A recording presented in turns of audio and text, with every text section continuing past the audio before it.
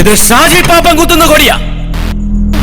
ഇനി ഇവിടെ ഒരു ഡാൻസ് ബാറും വേണ്ട, ഒരു മൈലാഞ്ചി കച്ചവടം വേണ്ട. സ്വാതന്ത്ര്യ ദിനമെന്ന് പറയുന്നത് അത്രത്തോളം നമ്മൾ ഹൃദയത്തിലേക്ക് എടുക്കുന്ന ഒരു ദിവസമാണ്. അപ്പോൾ ആ ഒരു രാജ്യസ്നേഹമോ അല്ലെങ്കിൽ സ്വാതന്ത്ര്യ ദിനത്തിന്റെ മഹത്വത്തോടുള്ള ഒരു സ്നേഹമോ ഇല്ലാത്ത രാഹുൽ ഗാന്ധിയുടെ പാർട്ടി ഇരുന്ന് പറയുന്ന ആരോപണങ്ങൾക്ക് മറുപടി പറഞ്ഞു സമയം കളയേണ്ട ഒരു ഉത്തരവാദിത്വവും BJPക്കോ കേന്ദ്ര സർക്കാരിനോ നരേന്ദ്രമോദിക്കോ ഇല്ല എന്നതാണ് എന്റെ ഈ വിഷയത്തിലെ ടേക്ക്. സ്വാതന്ത്ര്യദിന ആഘോഷത്തിന് ചെങ്കോട്ടയിൽ ഉണ്ടാകണമായിരുന്നു, എന്തുകൊണ്ടുണ്ടായില്ല?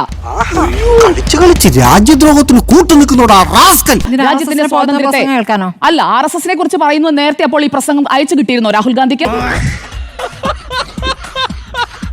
അല്ല, സ്വാതന്ത്ര്യ ദിനത്തിന് അവിടെ പോകാത്തതിനെ ന്യായീകരിച്ച് വെറുതെ സ്വയം ചെറുതാകാതെ രാജ്യത്തിന്റെ സ്വാതന്ത്ര്യത്തോട് അത്രയേ മൂല്യമുള്ളൂ കോൺഗ്രസിന്. രാഹുൽ ഗാന്ധിക്ക് കൊടി ഉയർത്തിയിട്ടുണ്ട്. അവരുടെ അടുക്കളപ്പുറത്തല്ല കൊടി ഉയർത്തേണ്ടത്.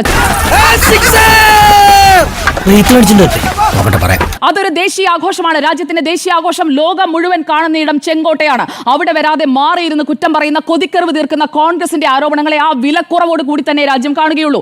എന്തുകൊണ്ട് പങ്കെടുത്തില്ല? ആ ചോദ്യം ആവർത്തിച്ച് ചോദിക്കുന്നുണ്ടല്ലോ. എന്തുകൊണ്ട് പങ്കെടുത്തില്ല? മാഡം പറയുന്ന ഉത്തരവൊന്നും രാഹുൽ ഗാന്ധിയിൽ നിന്ന് കണ്ടില്ല. ഈ എക്സ്പോസ്റ്റിലും എല്ലാത്തിനും ഞാൻ എടുത്തു നോക്കി. അല്ലാത്തതിനൊക്കെ മുട്ടിന് വീഡിയോ എന്ത് നല്ല കാര്യം പറഞ്ഞാലും ജനങ്ങൾക്ക് എന്തുകൊണ്ട് പങ്കെടുത്തില്ല?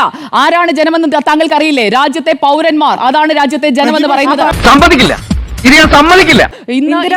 പലതവണ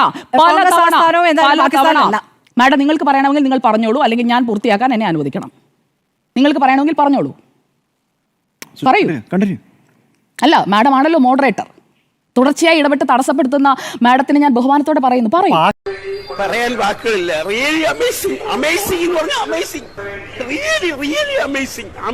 ഭാഗം ഞാൻ പൂർത്തിയാക്കട്ടെ. രാഹുൽ ഗാന്ധി പറഞ്ഞാൽ ഉടനെ ഇടപെടാനായിട്ട്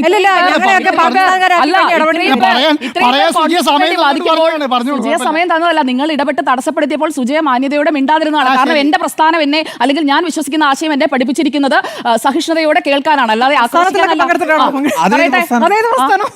നിങ്ങളുടെ പ്രസ്ഥാനം ഏതാണെന്ന് എനിക്കറിയില്ല. പ്രസ്ഥാനമാണ്. ഞാൻ ദേശീയതയിൽ വിശ്വസിക്കുന്ന, ഈ രാജ്യത്തിന്റെ അഖണ്ഡതയിൽ വിശ്വസിക്കുന്ന ഒരാളാണ്. അതുകൊണ്ട് ഈ രാജ്യമാണ് എന്റെ പ്രസ്ഥാനം. ക്ലിയർ ആയല്ലോ? പറഞ്ഞോട്ടെ. ഇവൻ എത്ര കിട്ടിയാലും മതിയാവും. രാഹുൽ ഗാന്ധിക്ക് പ്രധാനമന്ത്രിയായിട്ട് ചെങ്കോട്ടയിൽ പതാക ഉയർത്തി നരേന്ദ്രമോദി നടത്തിയതുപോലെ 100 മിനിറ്റ് പ്രസംഗം നടത്തണമെന്നുണ്ടെങ്കിൽ പ്രധാനമന്ത്രിയാകണം.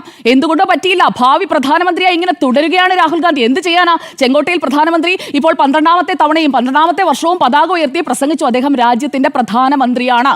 കിട്ടിയാ? ഇല്ല, ചോദിച്ചു വാങ്ങിച്ചു. സമാധാനമായല്ലോ, സന്തോഷമായല്ലോ. കിട്ടേണ്ടതൊക്കെ കിട്ടിയല്ലോ. ഇനി സ്വസ്ഥമായിട്ട് വണ്ടി റോഡിൽ പോട്ടെ.